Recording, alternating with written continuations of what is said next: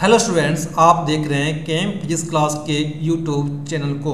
आज हम लोग फिजिक्स पढ़ेंगे क्लास 12th जो ऑप्टिक्स से लिया गया है। आज हमारा ऑप्टिक्स में तीसरा लेक्चर है। आज हमारा ऑप्टिक्स में तीसरा लेक्चर है। ओके, आज हम लोग पढ़ेंगे रिफ्रैक्शन ऑफ लाइट।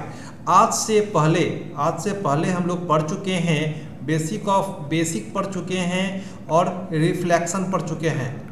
हम लोग क्या पढ़ चुके हैं? बेसिक ऑफ लाइट पढ़ चुके हैं और रिफ्लेक्शन पढ़ चुके हैं। आज हम लोग पढ़ेंगे रिफ्रैक्शन ऑफ लाइट पढ़ेंगे। आज हम लोग पढ़ेंगे refraction of light. Okay,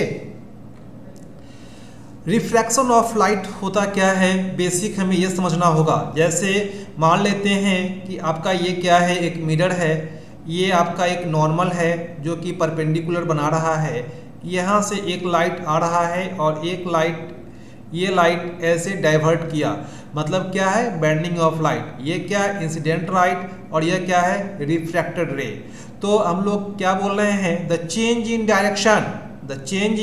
direction of light when it passes from one medium to the another medium is called refraction of light. Okay, in the other word, the bending of light, मतलब कि जो light में bending होगा when it goes from one medium to the another is called refraction of light. Okay, हम लोग ने क्या बोला है? जो डायरेक्शन चेंज हो रहा है, जब एक मीडियम से लाइट दूसरे मीडियम में जाएगा तो उसके डायरेक्शन में जो चेंजिंग होगा उसको हम लोग बोलेंगे refraction of light. Okay, the refraction of light take place at the boundary between the two media.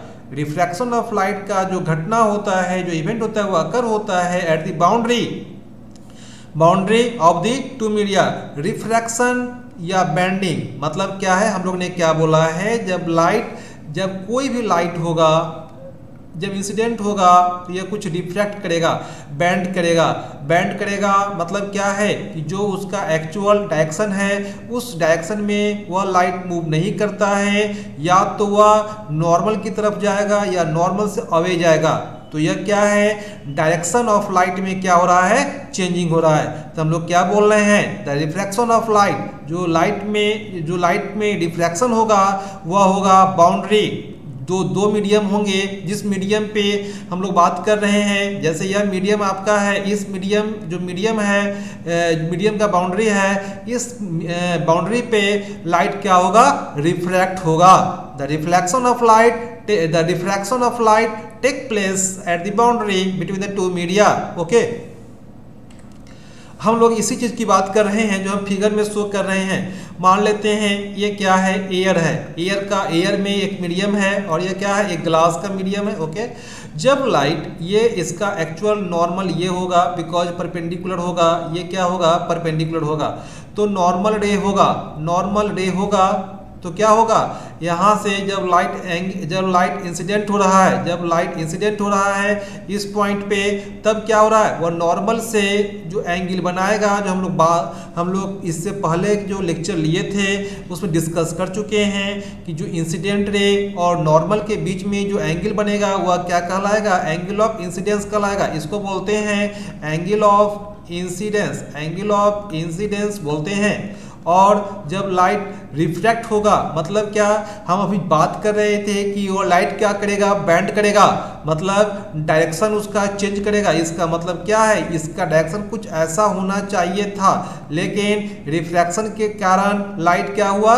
Bend कर गया। इसको हम लोग बोलते हैं एंगल ऑफ रिफ्रैक्शन बोलते हैं। इस आर एंगल को हम लोग बोलते हैं एंगल ऑफ रिफ्रैक्शन। और यह क्या है? ग्लास है।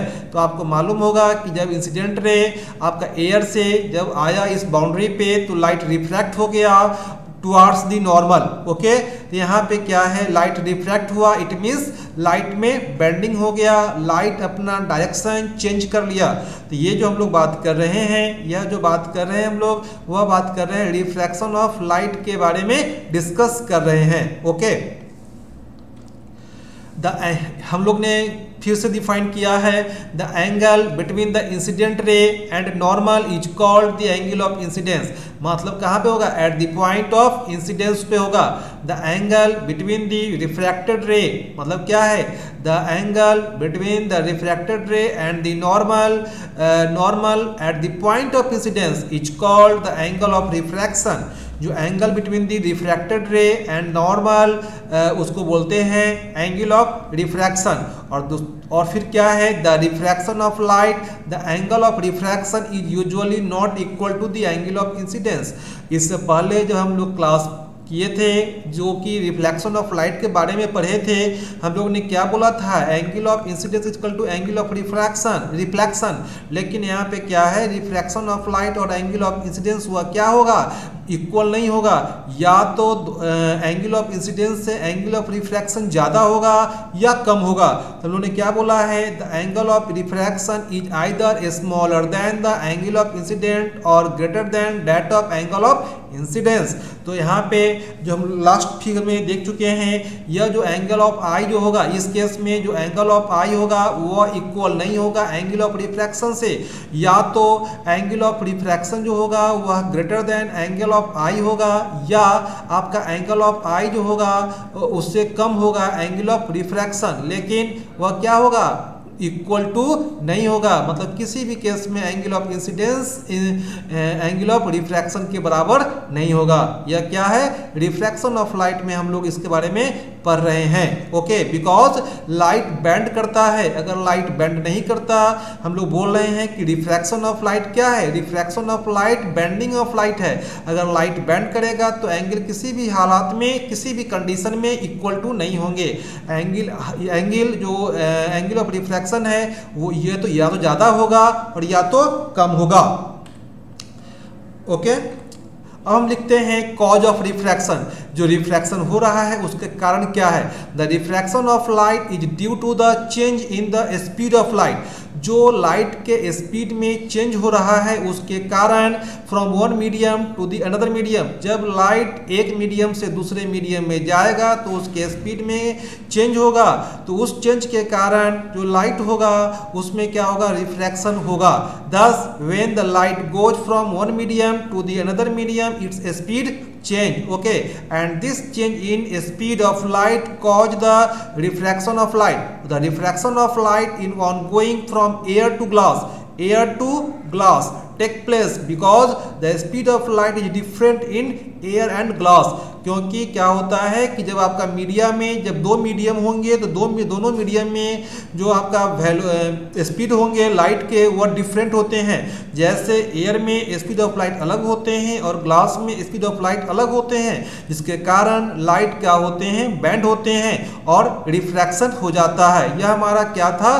Cause of refraction. तो कॉज ऑफ रिफ्रैक्शन में हम लोग क्या पढ़े कि जो रिफ्रैक्शन हो रहा है वह change in speed of light. और वह change in speed of light क्यों हो रहा है? जब लाइट एक मीडियम से दूसरे मीडियम में जाएगा तो उसमें क्या होगा? लाइट का स्पीड चेंज कर जाएगा। मतलब क्या है? एयर में हम लोग ने जस्ट डिस्कस किया है, एयर में जो आपका लाइट का स्पीड होगा वो अलग होता है, ग्लास में अलग होता है। तो वहां पे क्या होगा? स्पीड चेंज हुआ और स्पीड चेंज होने के कारण लाइट में बेंडिंग होगा और जो क्या है? रिफ्रैक्शन का कॉज हो जाता है। ओके, जो हम लोग ने शो किया है अभी हम बात करेंगे, ये लाइट आ रहा है। अगर ऐसा होता तो ये वाला पोर्शन जो है ये पोर्शन नहीं होता, सीधा हो जाता, क्योंकि यहाँ पे ये जो एयर से ग्लास में आया और ग्लास से क्या हुआ? एयर में आ गया। तो यहाँ पे हम लोग देख क्या रहे हैं कि आपका बेंडिंग हो रहा है। तो हम लोग ने यहाँ पे लिखा है light waves on this side of beam of light reach the glass first, enter the glass first and slow down first. तो स्लो हो गया। वही कंडीशन हमारे चारों कंडीशन पे हम लोग ने दिया है। इसका मतलब क्या है कि लाइट एयर से ग्लास में आएगा तो स्पीड चेंज होगा और फिर ग्लास से एयर में जाएगा तो स्पीड चेंज हो जाएगा। Okay, optically rare medium and denser medium. अब हम लोग इसकी बात करते हैं। A transparent substance in which light travel is known as medium. एक ट्रांसपेरेंट सब्सटेंस होता है जिसमें लाइट ट्रेवल करता है, उसको हम लोग बोलते हैं मीडियम। जैसे air, glass, certain plastic, water, kerosene, alcohol, etc. All are the example of medium. Okay, मतलब क्या है, एक ट्रांसपेरेंट सब्सटेंस है जिसमें लाइट ट्रेवल करता है, उसको लोग बोलते हैं मीडियम। जैसे air, glass, certain plastic, water, kerosene, alcohol etc. A medium in which the speed of light is more is known as optically rare medium. A medium in which the speed of light is more, जिस medium में speed of light ज़्यादा होगा उसको हम लोग बोलेंगे rare medium, और less dense medium, और लेस डेंस मीडियम। मतलब क्या है, स्पीड ऑफ लाइट ज़्यादा होगा उसको हम लोग बोलते हैं रेयर मीडियम, और जिस मीडियम में लाइट का स्पीड कम जाता है उसको हम लोग बोलते हैं डेंसर मीडियम। ओके, तो यहाँ पे क्या है, glass is an optically denser medium than the air and water. Okay, तो हम लोगों ने क्या बात किया, रेयर मीडियम में इसमें क्या होता है, स्पीड कम जाता है लाइट का, और इसमें क्या होगा, रेयर मीडियम में स्पीड ऑफ लाइट ज़्यादा होता है और डेंसर में स्पीड ऑफ लाइट क्या होगा, कम होगा। Okay,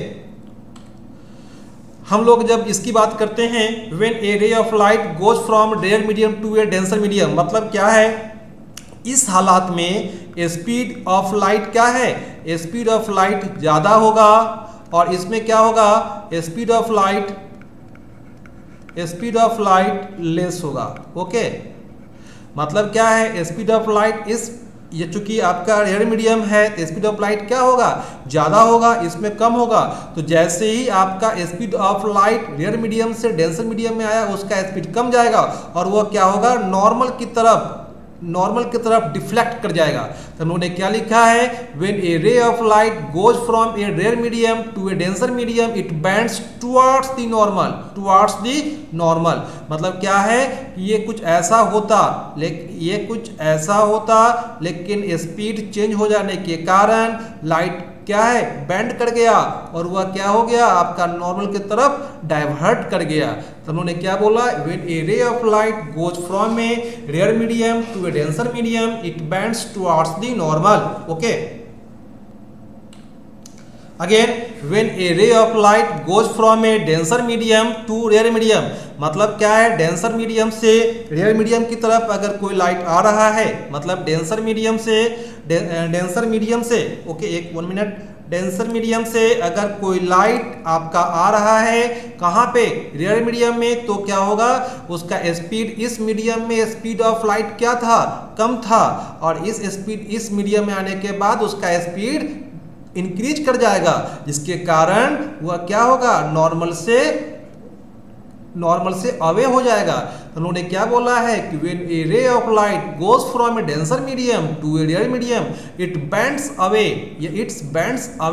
from the normal. ये दो कंडीशन है, जब हमारा लाइट रे जो रे है वह रेयर मीडियम से डेंसर की तरफ आता है तो नॉर्मल की तरफ डिफ्लेक्ट होता है, और डेंसर से रेयर की तरफ आएगा तो नॉर्मल से अवे जाएगा। Okay, laws of refraction of light, the refraction, आज हम ये जो हमारा है वह क्या है, रिफ्रैक्शन ऑफ लाइट के लॉज को हम लोग पढ़ेंगे।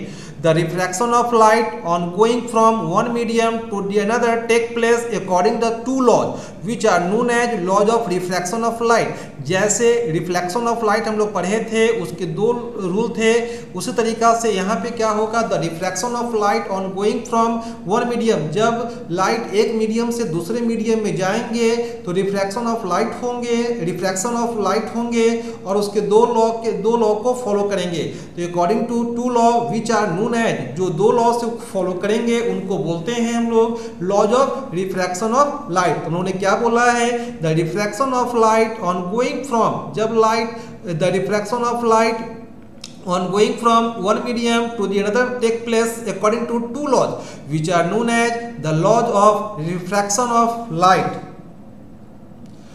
फर्स्ट लॉ क्या बोलता है, the incident ray, refracted ray और normal at that point of incidence all lie in the same plane. मतलब क्या है, पहला लॉ के अनुसार, ये हमारा फर्स्ट लॉ है, उस लॉ के अनुसार क्या हो रहा है, जो इंसिडेंस रे है, मतलब ये जो आपका रिफ्रैक्टेड रे मतलब ये, और नॉर्मल जो होगा मतलब ये वह जो होंगे all lie in the same plane, मतलब all lie in the same plane. तो क्या है, the incident ray, the refracted ray and the normal at the point of incidence all lie in the same plane. तो यहाँ पे example हम लिए हैं, इंसिडेंस रे क्या है, एओ है, रिफ्रैक्टेड रे ओबी है, और ओएन क्या है, normal, all lie in the same plane which is the same plane of the paper hair.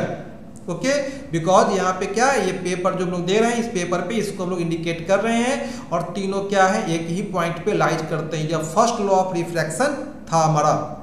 Second law क्या है, the second law of refraction gives A relationship between the angle of incidence and the angle of refraction. Second law जो है वह हमारा angle of incidence और angle of refraction के बीच में relation को दिया, और यह जो रिलेशन होगा उसको स्नेल्स ने 1621 ईस्वी में एक्सपेरिमेंट के द्वारा मालूम किया। The relationship was discovered by Snell's experimentally in 1621। So the second law of refraction, इसी के लिए सेकेंड लॉ ऑफ रिफ्रैक्शन को हम लोग बोलते हैं Snell's law of refraction. According to this law of refraction of light, the ratio of sine of angle of incidence, the ratio of sine of angle of incidence to the angle of refraction is constant for a given pair of media, for a given pair of media। मतलब क्या है कि Snell's law के अनुसार जो ratio होगा, मतलब क्या है, रेशियो होगा एंगल ऑफ इंसिडेंस, मतलब क्या है, sine of angle of incidence to the sine of angle of refraction is constant for a given pair of media. हम लोग क्या बोल रहे हैं कि sine of angle of incidence equal to sine of angle of refraction equal to constant, और this constant is called refractive index. यह जो कांस्टेंट होगा उसको हम लोग बोलते हैं refractive index. Sine i equal to sine are equal to constant, और इस कांस्टेंट का नाम हो जाता है आपका refractive index. Refractive index in somewhat detail, suppose A ray of light travelling in air, मतलब क्या है, मान लेते हैं कि एक लाइट रे है वो ट्रेवल कर रहा है एयर से, enters into the another medium and gets refracted. Let the angle of incidence in air is I and the angle of refraction in the media be are.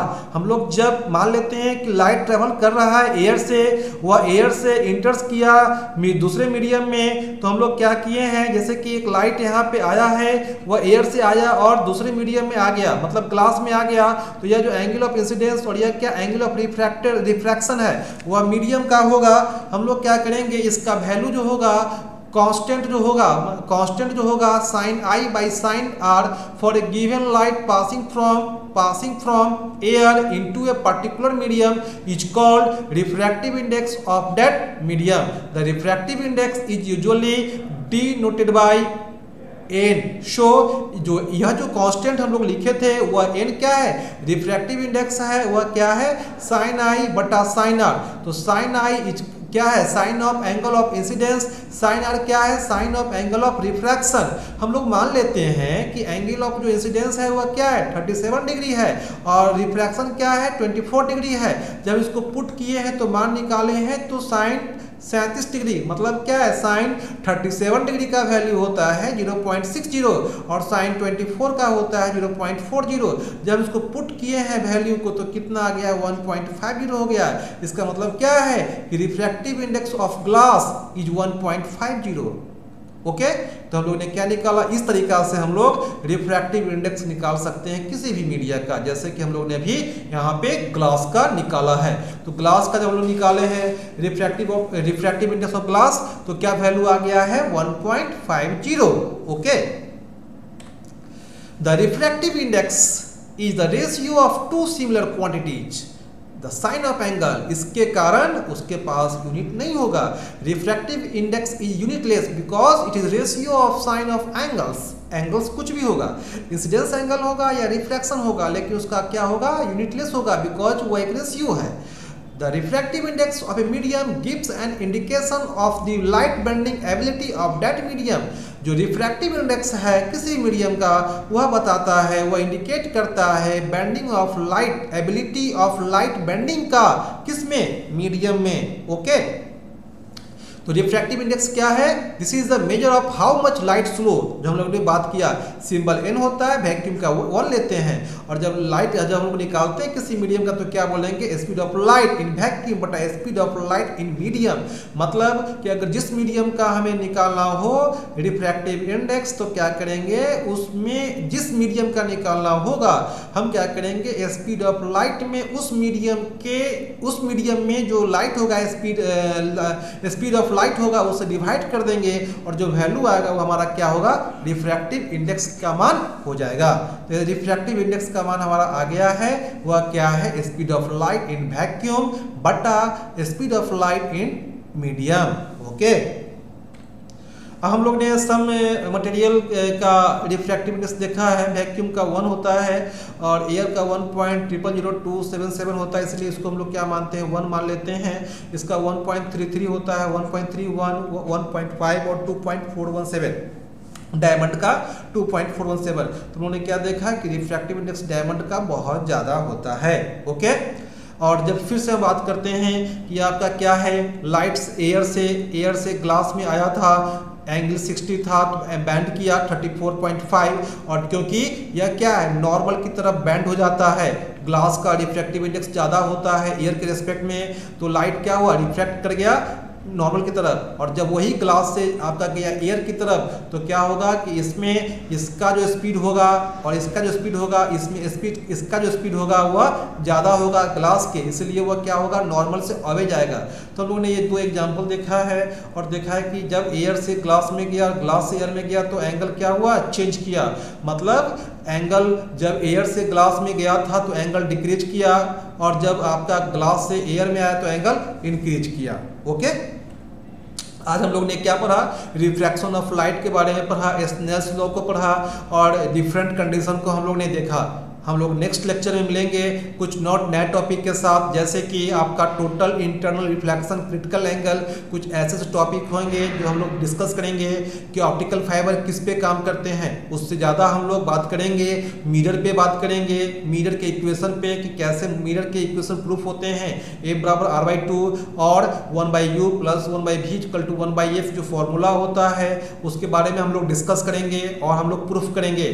तो मिलते हैं नेक्स्ट लेक्चर में। Okay, thank you for watching.